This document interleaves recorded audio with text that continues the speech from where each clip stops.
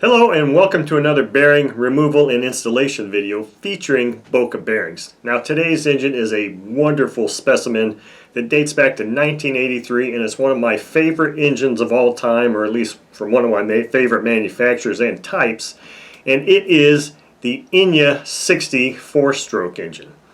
And this is a recent acquisition from a really nice gentleman that really just needs some tender loving care and a new set of bearings. So with that said, let's go to the table and look at all of the different things that I'm going to be potentially using to do this removal and replacement. Okay, so here on the table I have quite a few things. Most of them are tools to help me get these 4 bearings out of this Enya 60 4-cycle engine. So this engine is, as shown in that previous image, has a detachable front housing. So we've got our standard front bearing and rear bearing in the front housing. Now, unlike some previous engines, this portion here is actually part of the casting. So this bearing is fully encapsulated inside this front housing. So that might necessitate the need for some different tools, which is why my table has so many things on it. This is the rear timing cover. It goes on the back end of the engine like that, and it's got a very small bearing here, and I will be using a very special prototype cam bearing removal tool on that, a tool which is in current design phase for Boca to be offering to all of us. And here's the main housing for this engine, which has the timing wheel or the timing shaft in here. You can see it spinning around. There's a bearing on this too. Now I've done many of these engines before, and sometimes when you tap this shaft out, the bearing stays in the engine. Sometimes it stays on the timing shaft, much like you would have happen with a crankshaft. So that brings me to all of these tools. So here I've got my standard Delrin block that I use to just tap bearings out. Right here I've got a different type of gear bearing puller. Oftentimes I use that for pulling off thrust prop hubs on engines. Here I've got part of one of the key needle chuck sets for the Boca bearing miniature bearing removal set, which you never know I might need. These items here is one of the prototypes that I have of the cam bearing removal tool that I'll be using, and then of course I just have a flat nose punch and a crescent wrench, and my hammer and vise. So what I think I want to do is just kind of move some of these items out of the way now to clear this table up a bit. And I'm going to go from, left to right and just start with removal of that. So let's move these things off to the side. And I'm going to need this. I don't really need these things here right now. So what I'm going to do here is I'm going to probably go ahead and just move my vise over here so that's in better view and reach for me, and I will end up just kind of setting this in here like this and tap this crankshaft out. First I need to get my glove on and heat this thing up. Now when I got this from the gentleman, it already had some oil in it, and it still has a bit of residual oil, so I didn't add any more penetrating oil to any of these things. So I'm just going to heat this up and see how easily and how this rear bearing comes off this crankshaft.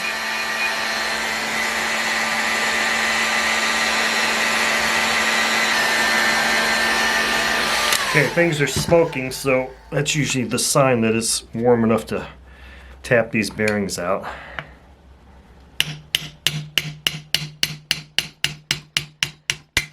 Or get the crankshaft out, I should say. Okay, there we go. So our bearing stayed on this crankshaft, which is not a big deal. Here we've got our front bearing. That doesn't seem like it's super hot. I might be able to do this without. So I'm going to go ahead and pop this front bearing out. I think I can do that without my glove. Now this bearing is recessed pretty deeply in here, so it's going to take a little bit more effort to get that thing out. I think I am going to put my glove on. That is a little bit warmer than I really feel like holding onto.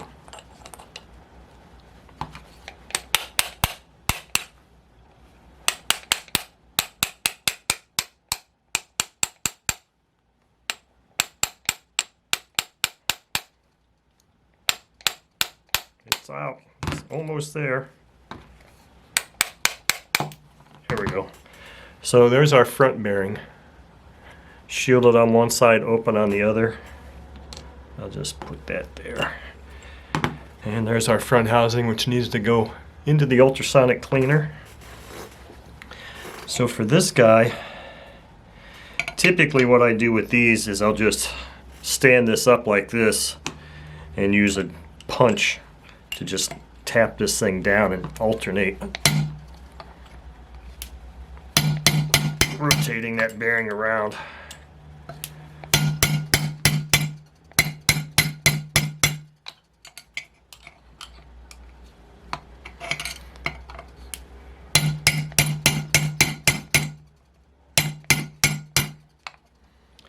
It's moving, it's just moving a little bit slowly.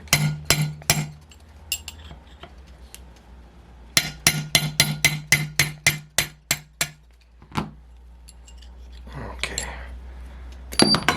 And there went my crankshaft. Let me go grab that real quick. Okay, back with my crankshaft. So this is going to require some pretty decent cleaning. I'll take this out on the bench grinder with the wire brass bristle brush and get that all cleaned up. So here are our two main engine bearings. Completely open, rear, pretty rough looking. Doesn't sound too bad, but always in need of replacement. So those parts are done. Now what we're going to do is remove the bearing, this timing shaft bearing that's on this timing shaft. And basically all I really need to do here is just knock this shaft out and see what happens. Sometimes that bearing will stay in the crankshaft or crankcase housing, and it did this time. And so here's our timing shaft. So that's an interesting, I'm hoping I can get a lip on that, because that's a pretty small bearing in there. I don't know if I have a bearing extraction tool to get on that, so I'm going to try and find another little punch here and see if I can catch an edge on that thing. And I feel like I can just catch an edge on this. So I think what I want to do here now is put my platform, my Delrin platform, on here.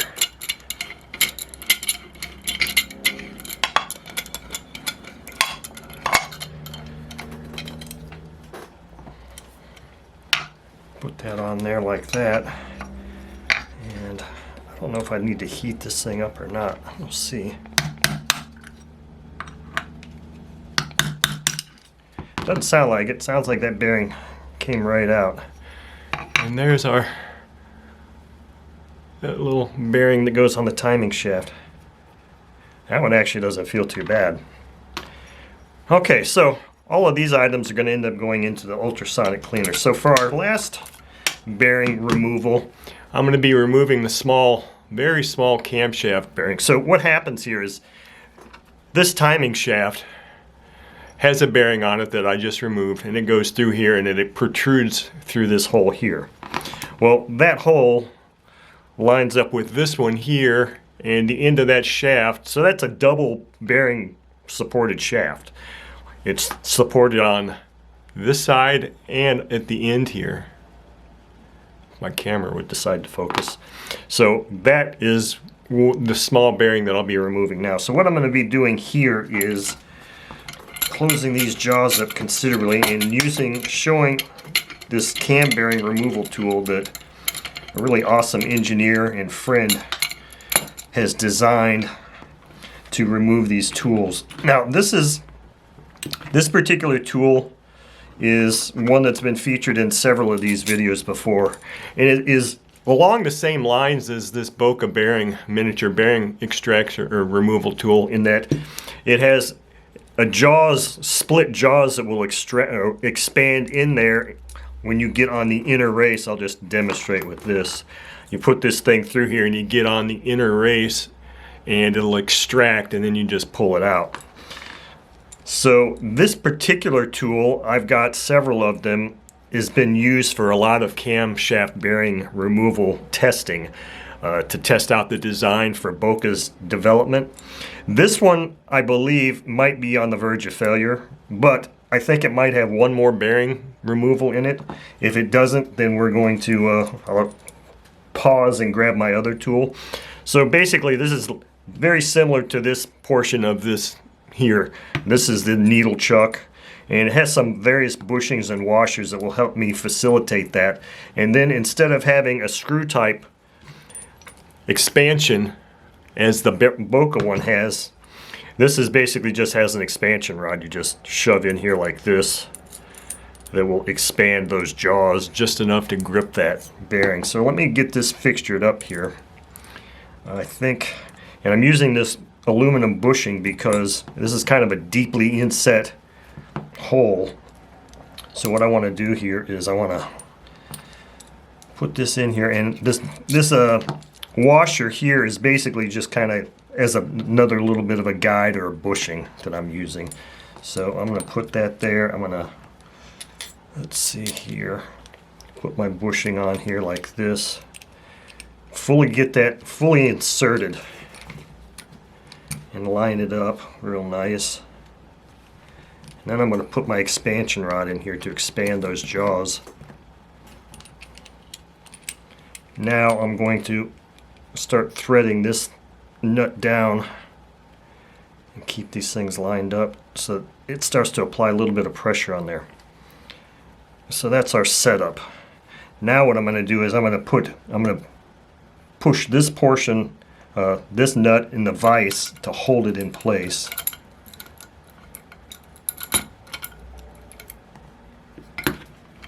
And the actual extraction will take place with me rotating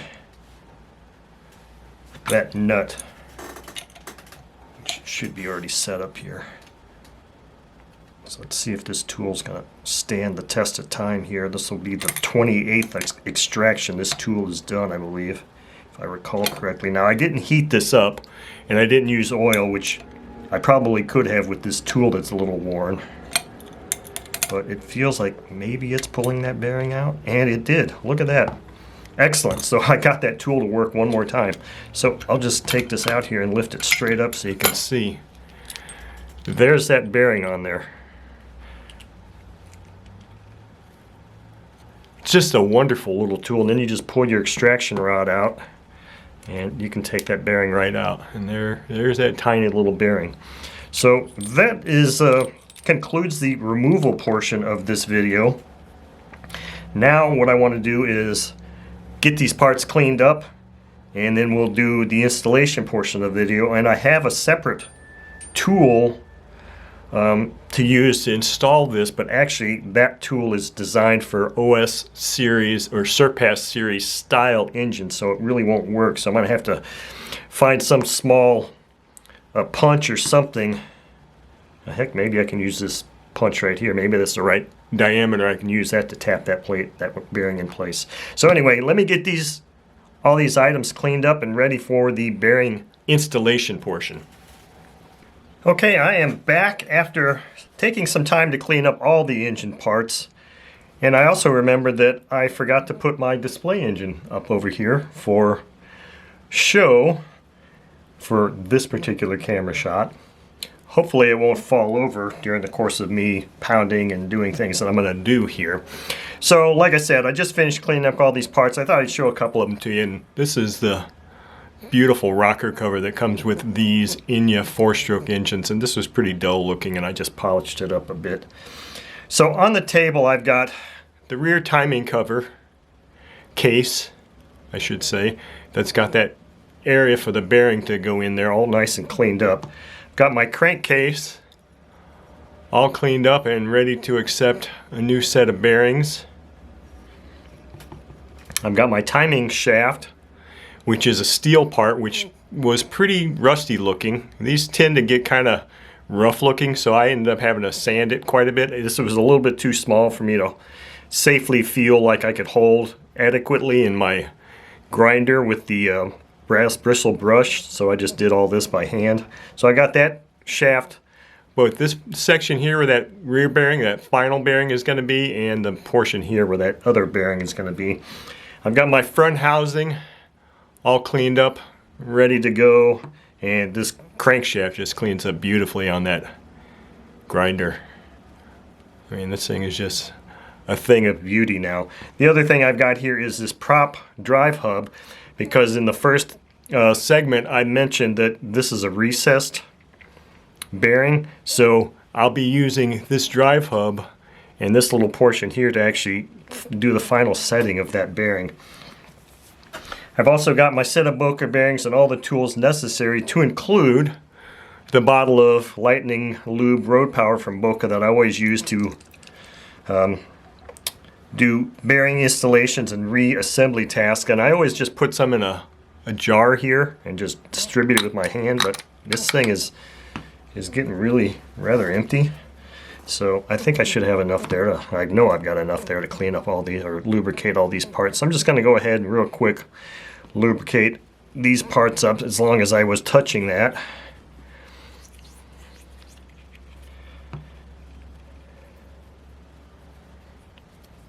It's always good to have all those steel parts. I don't know how I'm supposed to get oil in there. I guess just kind of hope. Get those steel parts with a nice coating of oil on them also. And this, that little bearing pocket fits my finger just perfectly. And of course, since I'm in here, I might as well go ahead and put some oil on the inner portion of this sleeve, so that when I go to reassemble, we're good to go. So as you can see here, I've got my punch and the socket extension I use as a drive, and here's the 4 bearings that came out of this engine. And let's talk about any preparation that I might need to do to these bearings here.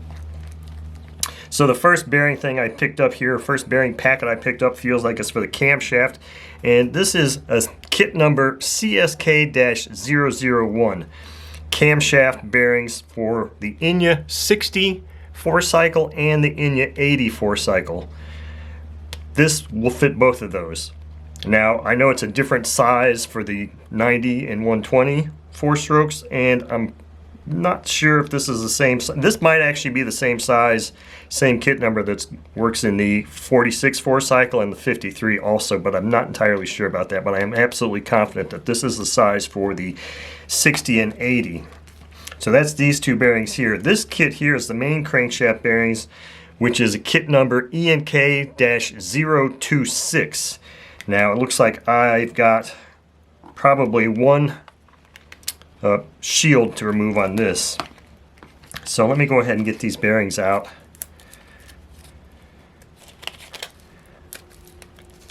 I don't believe there's anything I need to do with these little guys other than just take them out. I'm going to go ahead and move these other bearings off to the side so that we're just focusing on these new ones. Boy, that thing is tiny. That is just a small bearing. I think that's even smaller outside diameter, OD, than the camshaft bearings on the OS series of engines. Here's our other nice new bearing that goes on our timing shaft. Nothing to do with either of these.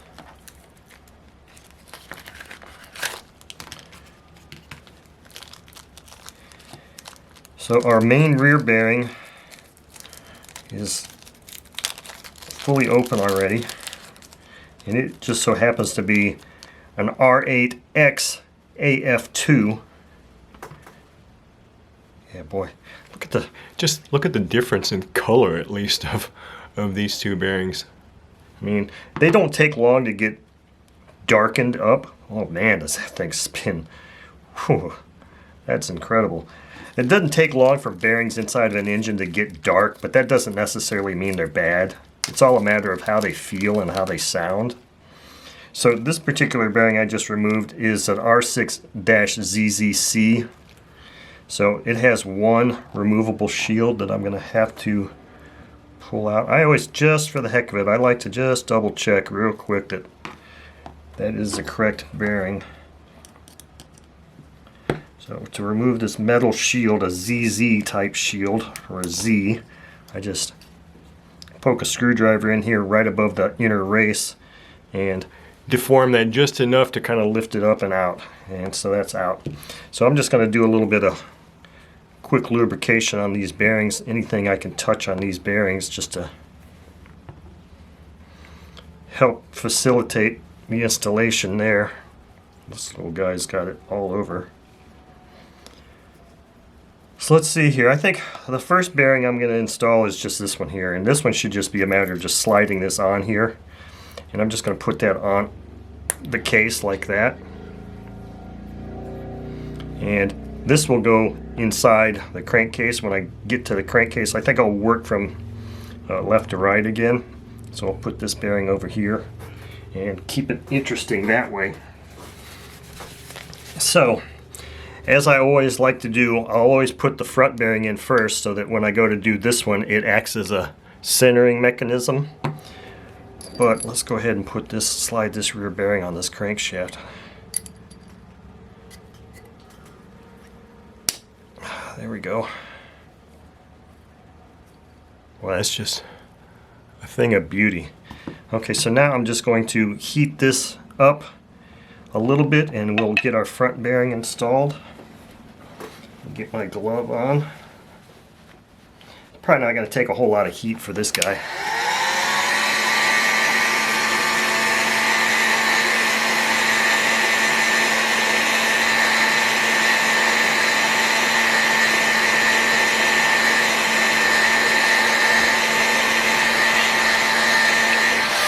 Okay, that should be more than enough for that.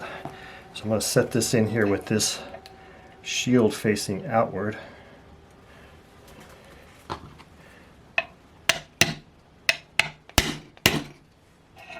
Watch that engine over there. Might decide to take a nosedive. Okay. So there we go with that. Now I'm going to put this on here and try to keep that centered as much as possible to drive that, finish driving that home. Oh, I don't want to, yeah, I do want to do that. Okay. See, it has to be driven in deep enough so that there's a C-clip or an internal ring clip that goes in there. So that feels like it's still fairly warm. I might be able to go ahead and get my crankshaft installed in here without reheating it. Let's see here.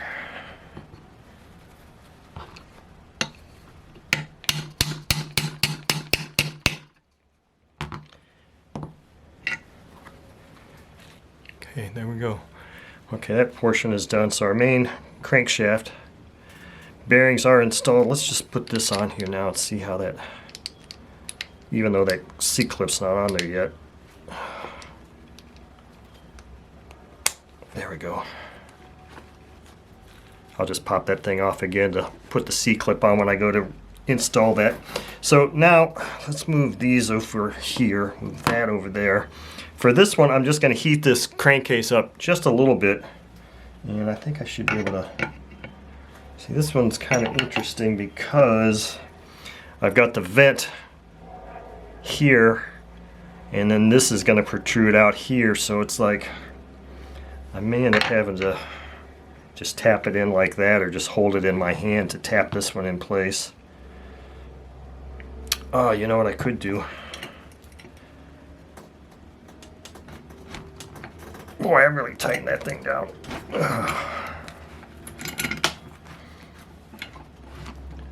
I put some popsicle sticks under here as spacers to keep that platform from dropping. I think what I can do is just close this up like this, and maybe put a stick under here like this. Maybe it'll just hold there, and maybe that'll be just strong enough for me to get that tapped in place. So let's put that off to the side. Let's heat this up just marginally. It's probably not going to take a whole lot of heat.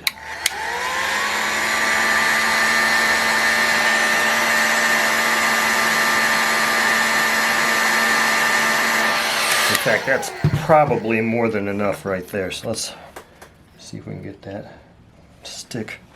And I think what I'm going to do here is I'm going to use a magnet to help drop that into place. And now I'll just use my same drive here and just... You can kind of hear that it's in there all the way by the way it sounds on those last few punches there. So that's installed. So our final installation will be this little bitty camshaft bearing, rear camshaft bearing. And I'm going to move this thing right over here, move these things out of the way. So this one's going to be a little more interesting in the fact that I've never used this particular punch to drive this bearing in place. It's a little long, but I think it'll work fine. Yeah, it'll work perfectly. So I just have to make sure. So this has, you can see, boy, I hope you can see that. You can see the retainer there, and if I flip it over, you can see the front side of the retainer, I guess you could say, where it kind of looks like you can see the balls. I really want that up. And I'm going to heat this up just a little bit, but the trick here is going to be kind of trying to drop that thing into place like this. I'm going to practice kind of trying to... See, I'm not going to be able to hold it like I'm doing now. Well, I can with that. But it's like... If I had that timing shaft to use as a guide, maybe I can use one of these popsicle sticks to kind of get it set into place temporarily, and then just kind of do this type of thing with it. Okay, I think I can do that. So I'm just going to put just a little bit of heat on that. I don't want to put too much heat on it because I'd really like to be able to use my hand, because I have so much better dexterity than with this, but it may not actually require much heat for me to press this one in place. It's just kind of one of those things I do, but let's give it a shot. It took a little bit, but not much.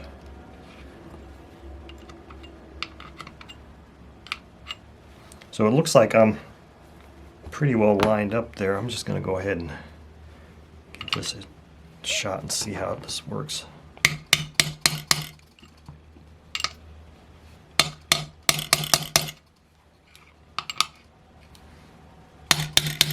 This one's a little tougher to see because you kind of have to really get your eyes in here to make sure that it's going in flush all the way around, because this one's easy to cock.